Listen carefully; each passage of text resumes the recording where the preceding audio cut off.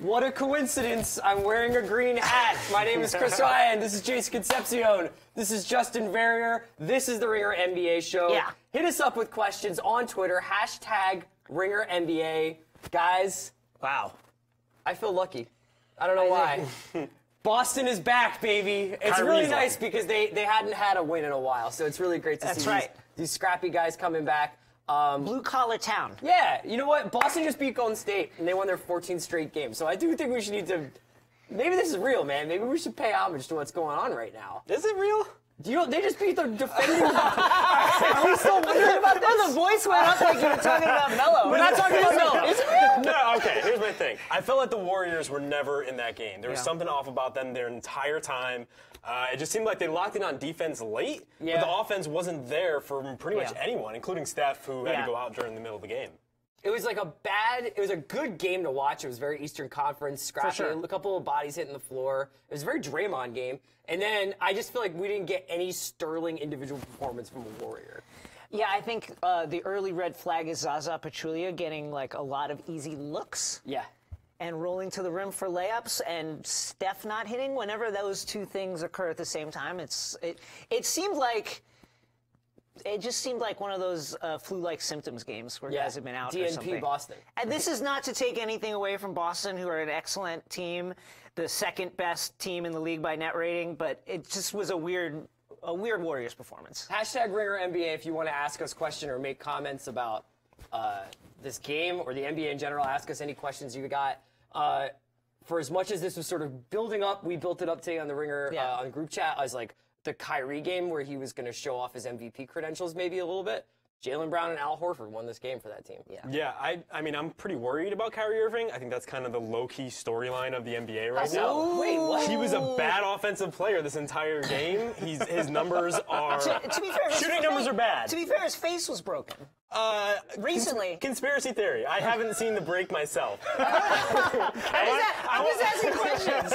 I'm just asking questions. Yeah, I want to see the MRI results. Yeah. I want to see the MRI results. No, but like this is a product of the Celtics, Brad Stevens, the system that they have in place here, where they can muck up a game, they can win it on defense, and just get enough from those auxiliary guys. Kyrie finished 16 points, 4 for 16 from the field, 1 for 5 from 3. Took the mask off middle of the game. I think he was feeling a little bit uncomfortable. But, you know, one of the cool things about this season, this first month of the season, has been watching, whether it's Joel Embiid, Kristaps Porzingis, Giannis, sort of understand their potential and step into that potential. Kind of seeing that with Jaylen right now. We're seeing that with Jaylen Brown a little bit. 22 points, 3 for 8 from 3, but a lot of key defensive plays. And when they needed baskets, he was right there. It's really annoying how good Jaylen and Jason Tatum are at this early stage of their career. It's like terrifying. Very annoying to see that as a person who hates the Celtics, you know, with almost every fiber of his being. The only thing that could make it worse is if his name was Paul Pierce. Why'd you have to bring him up? I think the good thing to take away from the Celtics, besides the win and the 14th straight win, is just that the model that they built for their team is actually going to like maybe work against a team like the Warriors. They've got all these long wing type of players, which is kind of the Warriors model. Come at you in waves. Right, and it seems at the very least, maybe they don't have the offensive punch to win a series, but they now have the defensive acumen and just like the defensive talent in order to like make a game like this competitive. There was an interesting conversation that happened at the end of the baseball season when the Indians rattled off all those wins, and I remember our coworker Mallory Rubin actually said, you can only win so many games. There's only so many games to win, and that she felt like the Indians were basically peaking too early, essentially. I'm not saying that the Celtics are peaking too early, but they are really clicking at a very early point in the season. Are you discounting their streak right now to some extent because it's early days? There was a shortened training camp. They just seem to be clicking when other teams are still figuring it out. No, I think they're legit. I think they're probably, not probably, but they are the best team in the East. Maybe, I would probably say they're the third best team in the NBA. I still want to see the Rockets with Chris Paul. I think everybody's sleeping on the Rockets right now, just like kind of mowing through teams. They're probably going to drop 200 on the Suns tonight. But at the very least, like, they have something here. Like I said before, they have a model. It works. I do worry about, in a playoff series, when it becomes about your best players, about having a big three, whether they're relying too much on a system-based kind of approach. That is a great point. On the other hand, they have Kyrie Irving, who is... Not playing well? Not playing well now, but is that guy who would be the guy to throw it to late in the clock when everything breaks down. Your system going totally to the rim breaks down. And then going to the line Sure. is what kept, tied the game. But you look at what happened tonight, and they really kind of took Kyrie out of the game for most of it. Yeah, he was great down the stretch. He was able to manufacture free throws when they needed it most, which seems like such a small thing. Really big play, obviously. But I wonder if you just kind of focus in on him, if they're going to have enough guys around him. Especially, you look at the three-point stats, 20% from three for the Celtics. Yeah. That's not great. That's not going to win you a game on most nights. Right. Hashtag RingerNBA on Twitter if you want to ask us questions, make comments on the game. Paul from Twitter said, did we just see the two best consecutive November regular season games in LAL Philly, Lakers last night with Philly? Thank you, Paul. And Boston Golden State. Man, this league is fun. It's a good league. I definitely had a very nice 24 hours of being alive, from going to Staples last night for that Sixers game to watching this tonight. I mean, I felt more spiritually awakened by the Sixers game. I felt more stimulated by the Sixers game. But this was just good basketball from tonight's. And also, different kinds of basketball. Last night's was a shootout. It was all ripping the ball out of the net on a make or miss and then running. And tons of turnovers and tons of fast breaks. This was much more like, it was like, I thought Golden State might walk away with it early when they were doing all these backdoor cuts and they just looked really crisp. But as it tightened up, it just felt like a kind of like a 90s Eastern Conference game out there. It really did. To be fair, Golden State missed a lot of shots that they should have hit. That said, so did Boston early. They were running their offense, but their second unit guys just couldn't hit shots. To be able to claw back is really impressive. They mucked up the game in really impressive ways. Jaylen Brown and Tatum looked kind of semi-shook early. Yes. Yeah. Tatum especially. And Tatum never shook that off until the very end when he hit those free throws. And then, but Brown especially, really dialed it down and was able to make an impact on this game. I just hate how good those guys are at this young age. Splash Brothers were 5 for 20 from behind it's the arc. tough. It's not great. Yeah. I think that's the question here. Are you... It's going to be weird to say, are you worried about the Warriors? I know. A team that could Not really. A Clippers fan who shall remain nameless who's in our control booth. We just made his night. Let's go to William Medina on Twitter. He asks, I'm not even entertaining that. He asks, are the Celtics legit now? I think we definitely have answered that yet. Michael Lewis on Twitter. Chris, what's up, man? Would you give up Embiid or Simmons for Brad Stevens to coach the Sixers for the next 20 or 30 years? No. No, I actually, while I appreciate what Justin is saying, I think that we possibly overemphasize coaching in the NBA. And while Brad Stevens is doing a great job, and I think that the system is great, and I think you can see the uptick. Look, man, did you guys see what coaching needed to happen for Embiid last night? Please go down low and shake 3 dudes off. That's a little different here. It's like the Celtics obviously don't have many frontline guys. They don't even have the talent, the frontline talent of the Sixers. That's the thing, Pop has been winning games with I'm not nothing. saying Kyle that there Anderson. are genius coaches. I'm just saying, what if Brad Stevens loses his 20 or 30 years of Brad Stevens? I can't tell you what Brad Stevens is going to do when he's 60. I agree with you. I just think when you have a team that really has only one standout offensive player, and a bunch of guys that don't really have an elite edge in any one category, and a bunch of young dudes and second-line players that no one's ever heard of, and you're able to craft a league-leading defense and rattle off 13, 14 straight wins, you're a good coach. Yeah, I wouldn't, but that being said, you're asking me after that Lakers game last night, I wouldn't trade Simmons and Embiid for, Red Auerbach or something. You know what I mean? Red's dead. Yeah, Red's He's been dead for several years. There's no coach I would trade those guys for, except for Calipari. No. Those guys are way more important. Vincent Orlak on Twitter, are the Celtics peaking too early? We had talked about that earlier. No, probably not. I don't think there's such a thing in NBA, in the basketball. This is sustainable. Yeah, they have a system that works. Yeah, they're doing things that don't look fluky at all. Can we talk a little bit, because we were talking before the game about the MVP race, and we noticed that we were rattling five players deep, talking about it. It's like Giannis, Kristaps, LeBron, Harden, and then we realized we hadn't mentioned the name of a Warriors player. I think tonight you did see that there was not a Warriors player who was saying, put this game on my back, I'm going to shoot us out of this. Even though they had some nice team leads of 10, 12, 14 points, there was never a point down the end of the game where KD or Steph was just like, I got this. Yeah. I have no real concerns about that long term, but that was an interesting development this evening. Man, KD only 18 shots in a 50-40-100 game. I mean, 50% from the but field, for efficiency addicts, that's what they want, right? I know, but at the same time, like if those are your efficiency numbers, then take more shots. Yeah, right. And so it was a little strange to see him so reserved. He was made some nice defensive plays down the stretch, but still. Yeah, it doesn't seem like he's asserted himself not only in this game but on this season. Yeah, I picked him as my preseason MVP. Simply because I thought the Warriors were just going to rattle off wins. They'd be so good. Yeah. And we'd be just looking for anybody, and KD would be the guy. It really seems like it should have been his season this season simply because of how he finished it last year. Yeah. He seemed to be the perfect foil for LeBron going forward for the next couple of years. It's not even anyone on the Warriors at this point. I think the closest thing we have is maybe Kyrie. Yeah. Which is really interesting. Yeah. A couple more questions from Twitter. Vance Williams says, is the Ringer staff emotionally equipped to handle a Celtics-Sixers playoff series? Oh, my God. I don't think I could be around Bill for the 2 weeks before and probably the 2 weeks after, depending on what happens. Yeah. Although he has become a little bit more benevolent since, like, the Patriots championships and the Red Sox It's championships. almost worse, though, isn't it? I think it's made him soft, right? The thing that people don't understand about the Ringer office is every day, people go into Chris Ryan's office and they say, so you worried about Markelle?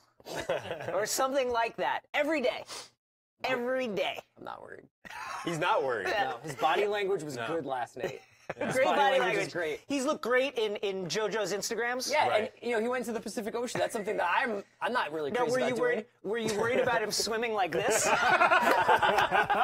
would attract more sharks. I'm sorry, it's this arm. It's this arm. Right. Is it going in or coming out, though? Just fluid in the water. We have a bunch of questions here. Run CMB asks on Periscope, when Hayward comes back, who plays the 4 in the Celtics' luck of the Irish lineup?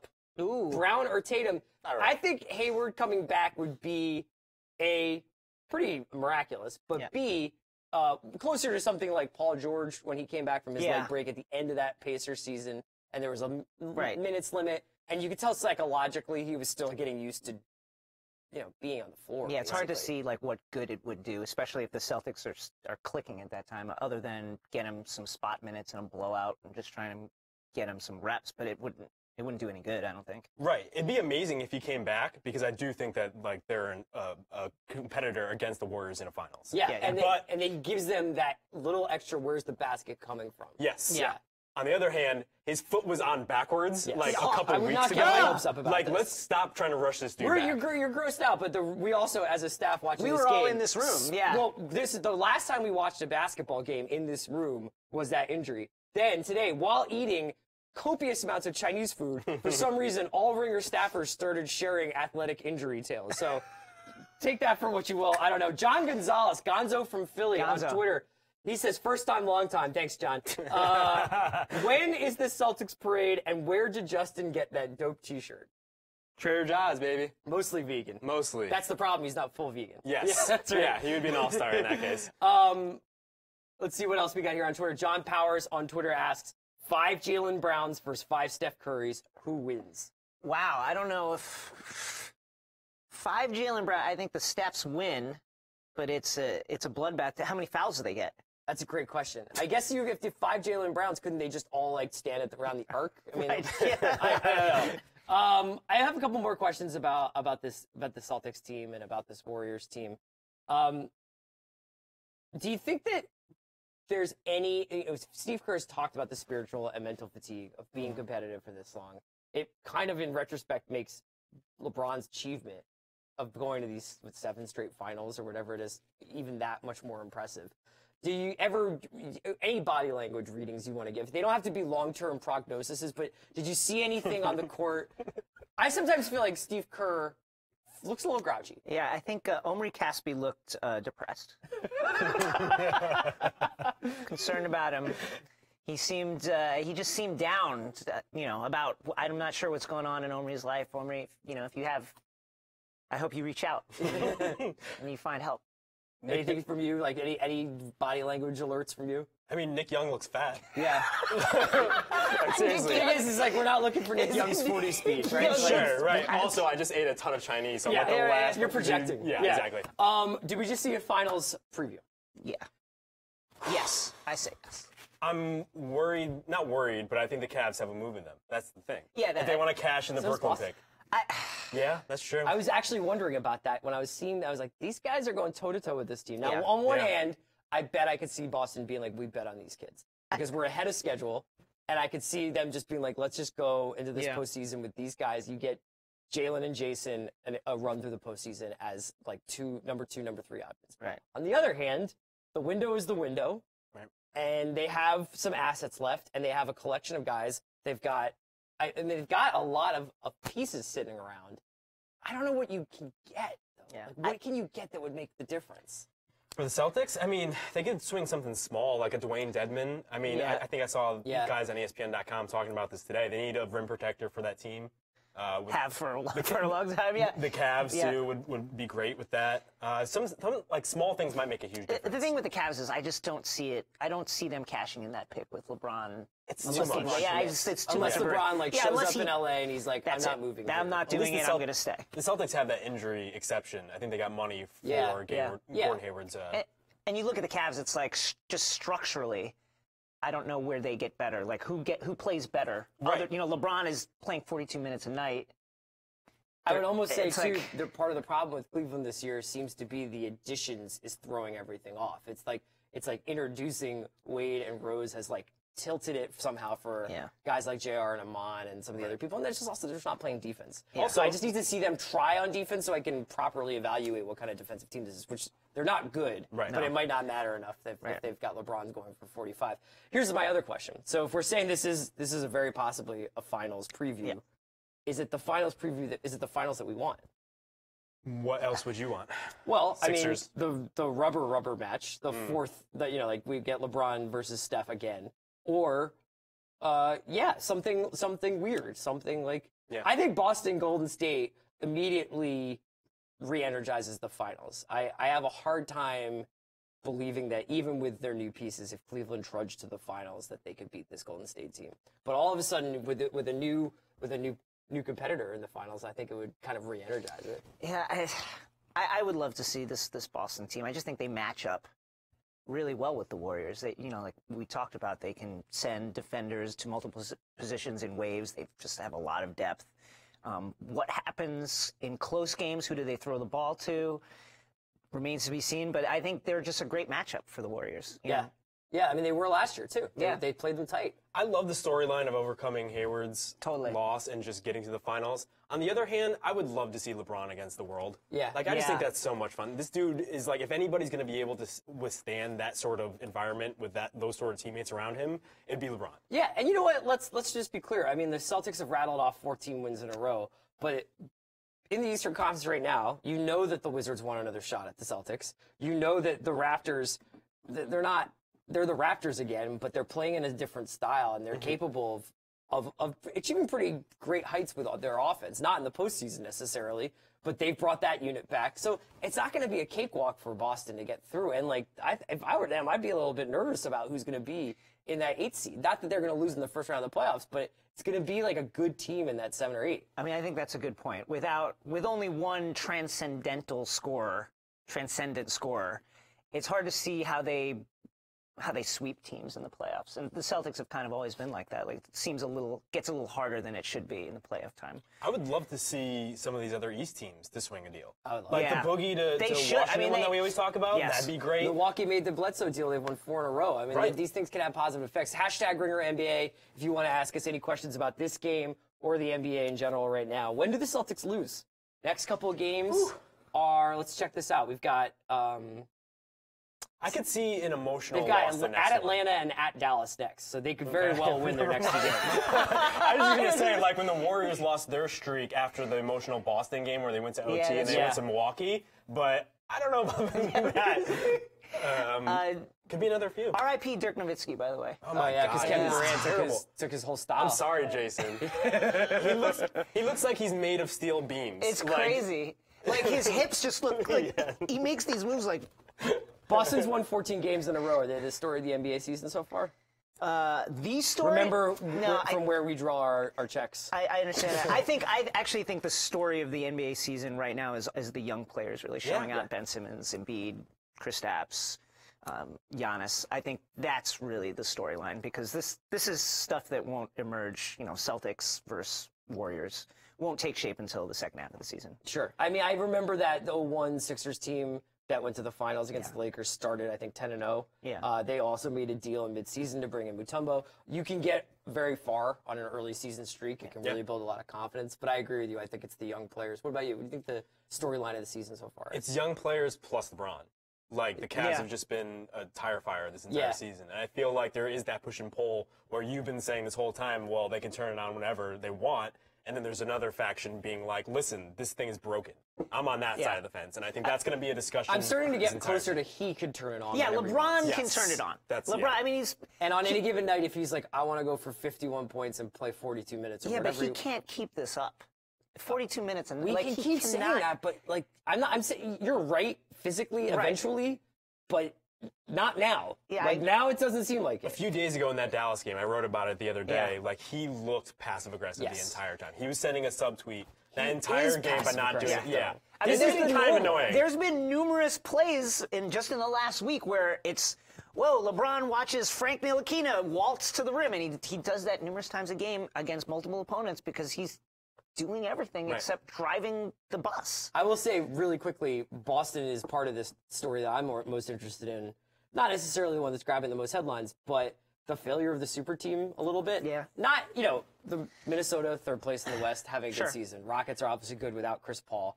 But I think I'm thinking mostly of Oklahoma and their failure to kind of catch fire immediately. But, see what he's doing here? What? Okay. I just think that they added Paul George. Right. Sure, I've heard of him. They added Raymond Felton. Yes. Yeah, I think Patrick Patterson. Man. Great nickname. Who else did they add? I don't know. Did you play in the Big East? Do you play in the Big East? Do you play for UConn? I don't acknowledge this person that you're speaking of. Carmelo Anthony. So there's been a little bit of, it was a rocky beginning for some of the super teams. If you guys have any more NBA questions, #RingerNBA. James Byrne asks on Periscope, Gordon Hayward a Ewing theory candidate. No, come on. You got to be there for longer than 5 minutes. Right. Kind of, yeah. Come on. Yeah, so what else? Like, we were talking about this. We'll have a post about this tomorrow, giving away some awards. We talked about the MVP award. In a normal season, I think Tatum would probably be the favorite for Rookie of the Year. And this was certainly, like, not necessarily a calling card game, but a calling card moment for him to hit those free throws at the end of the season. Who do you have for Rookie of the Year? Ben Simmons. Yeah. He's just been absolutely electric, and I did not expect him to be this good. His jumper still looks awkward, but he's getting anywhere he wants to on the floor. His numbers are stupendous. I mean, he had 19, 10, 5, and 5 in the Embiid game against the Lakers, and it's like no one will talk about it because Embiid Euro-stepped Brook Lopez. Yeah. But he's just been incredible. He's been able to exist in this weird place where the shooting doesn't matter. Nobody talks about. Right.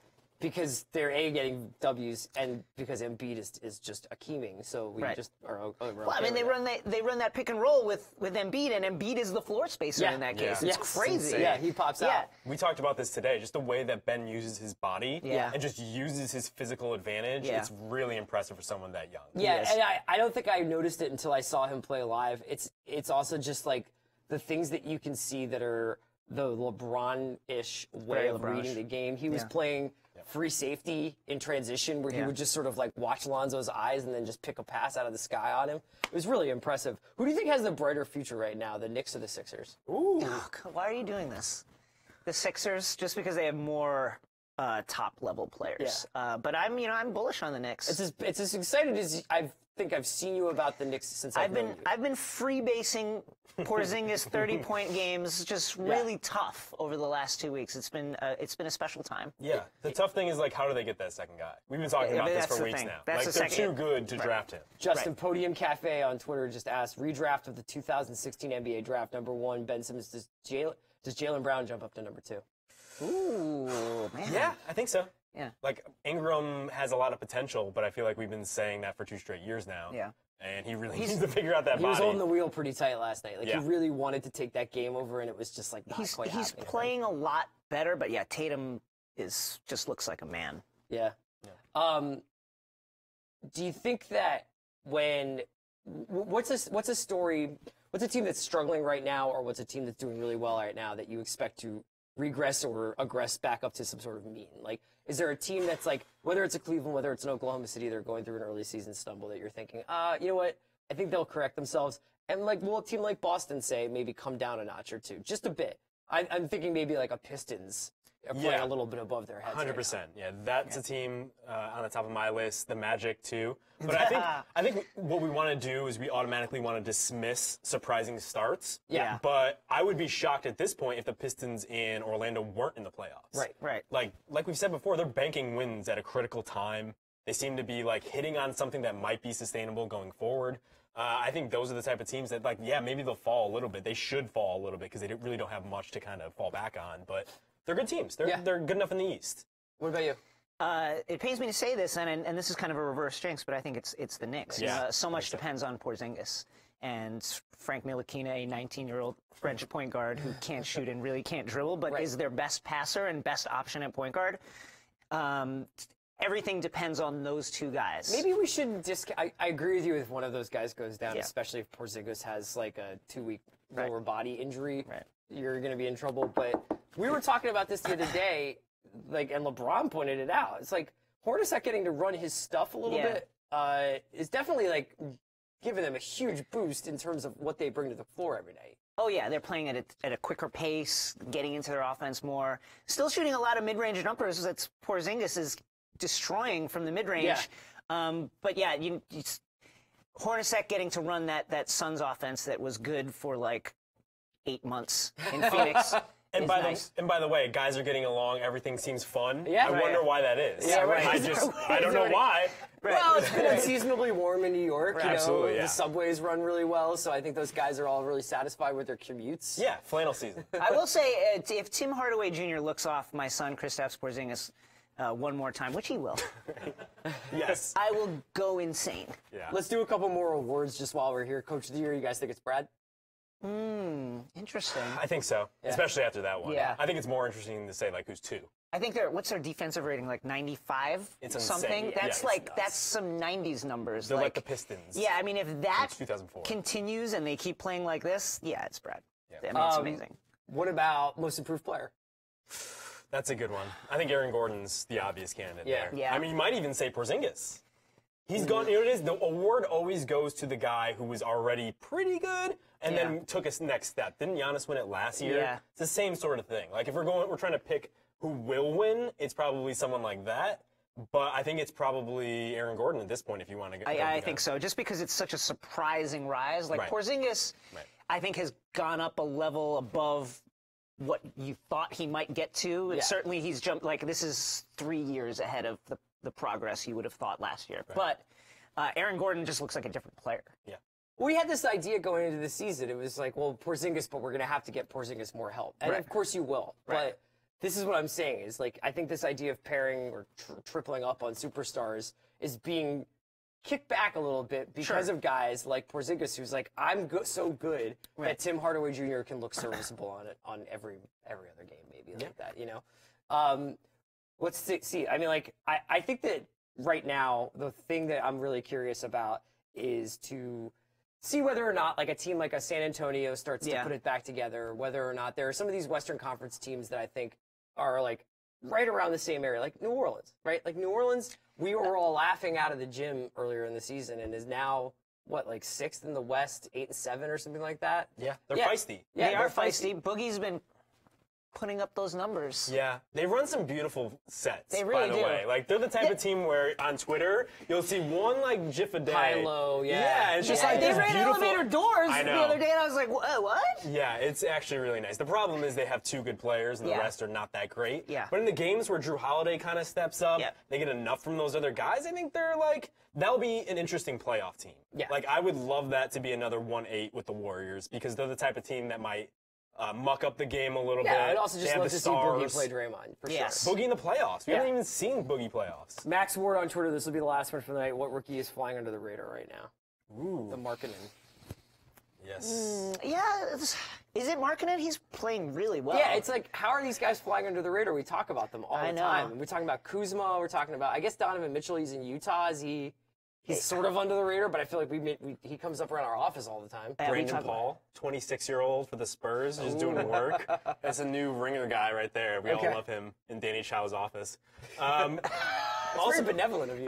Yeah. Well, here's the other thing. You said it. Kuzma. Yeah. Kuzma, baby. Kuzma is legitimately good now. Like, we could just say that he's good. Yeah. This is actually Justin Verrier was not Team Kuzma a few weeks ago. If Kuzma had connected on that dunk against Embiid, he would not be flying under any radar. Yeah. I think he's a little bit better than Landry Fields. Yeah. Like, maybe. It's somewhat concerning that Kyle Kuzma is the most consistently aggressive player on the Lakers. Right, yes. That's weird. Right. Yeah, none of their frontline guys are really the guys that are stepping up for this. All right, thanks for joining us on the Ringer NBA show. For Jason Concepcion and Justin Verrier, I'm Chris Ryan. You can listen to this show on a podcast on Friday on the Ringer NBA feed. Hey, how about Boston? How about Boston? Go Celts!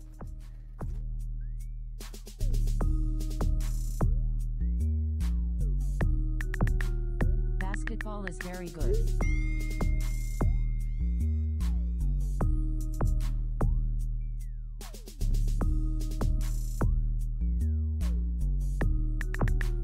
Basketball is very